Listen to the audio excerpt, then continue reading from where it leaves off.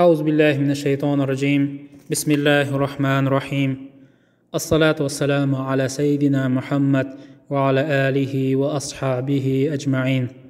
Ассаламу алейкум, құрметті мұсылман бауырлар. Алла Тағала күндерімізді берекелі етсін иншалла.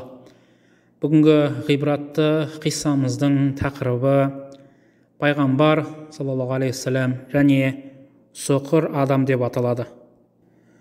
Бұл қиссада ислам дінінің жалпы кемтар адамдарға, мүмкіндігі шектеулі адамдарға қатысты ұстанымы баян етіледі.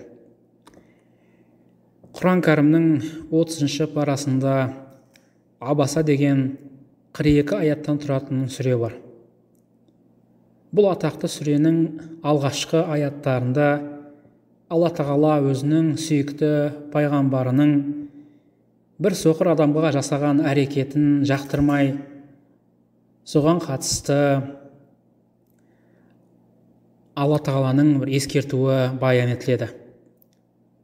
Ол соқыр адамның есімі Абдулла ибн Мактум еді. Ол сахаба Құрайштықтардан болатын. Пайғамбарымызға саллаллаху алейхи вассаламға Хадиша анамыз тарапынан туыстық қатынасы да бар еді. Мұсылмандардың анасы Хадиша анамыздың нағашысының баласы еді. Ол тумасынан соқыр болды. Абдулла ибн Мактумның ислам қабылдауы. Алла Тағаланың пендесіне мейірімі түсіп, Абдулла ибн Мактум ислам дінін ерте қабылдағандардың бірі еді. Ол да сол уақыттағы барлық мұсылмандар секілді қиыншылықты, азапты көрді. Сол кездегі мұсылмандарға тән ол да сол қиындықтарға төтеп беріп, ерекше ұстамдылық көрсетті.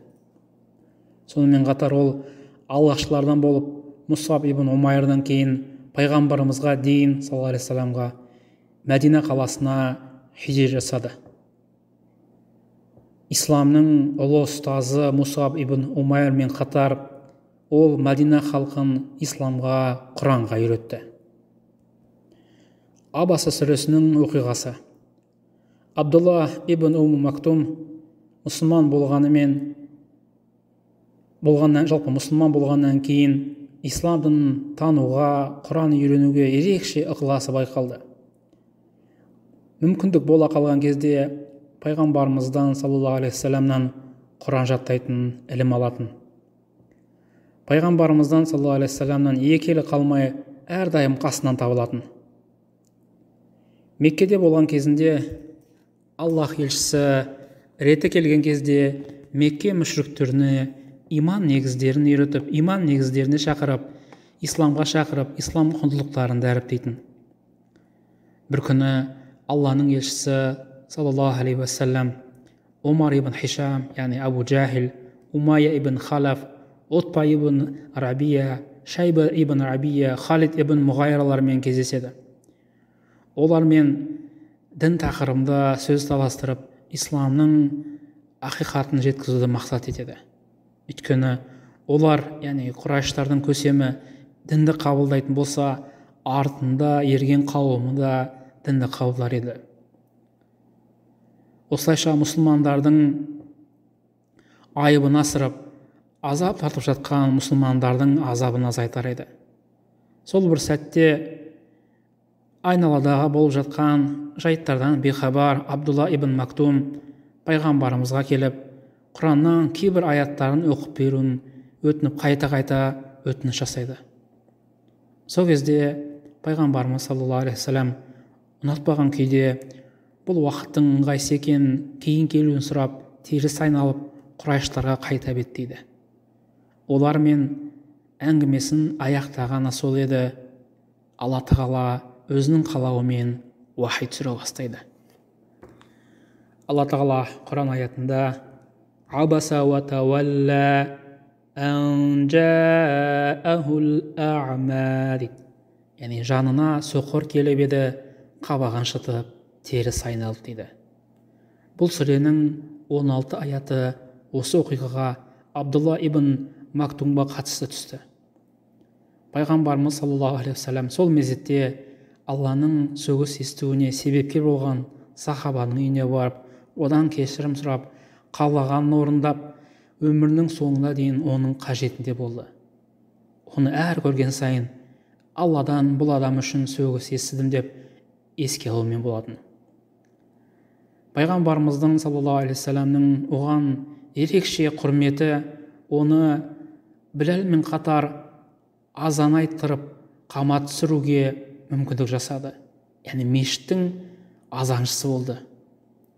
Тіпті өзі Мәдина қаласында жоқ кездерде оны орнына бірнеше мәрте имам ретінде тасып кеткенде кездері болатын. Бәдір ғазауатынан кейін Алла жолында күрескен мұсылмандар жайында аят түседі.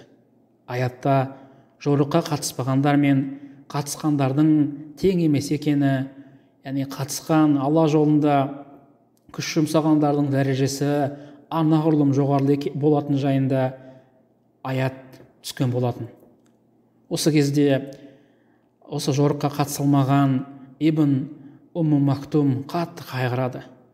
Өйткені аятта келгенде ол жоғарғы дәрежеге жете алмайын ба деп қорқады. Осы жайтта пайғамбарымыздан саллаллаху алейхи вассаламнан сұрап, үзірі бар адамдар жайында аят түсуін сұрап, тілеп, дұға етумен болады. Алла тағала оның дұғасын қабыл етіп, аят қайта түсіп, себебі бар үзірлі адамдардан өзге деген сөз қосылады. Қараңыздар, ислам дінінің мынау кемтар адамдарға қатысты көзқарасы, ұстанымы. Қараңыздар, оның Алла жолында күресіп шейіт болу хақында жасаған дұғасы қабыл болып, Омардың халифаттылығы кезінде Парсы империясымен болған атақты жорықтардың бірі Қадисия жорығында мұсылман әскерінің ту ұстаушыларының бірі болады. Яғни осы жорықта ол шәйіт болады. Осылайша ол мұсылмандардың ұлық жеңіске жетуіне үлес қосады.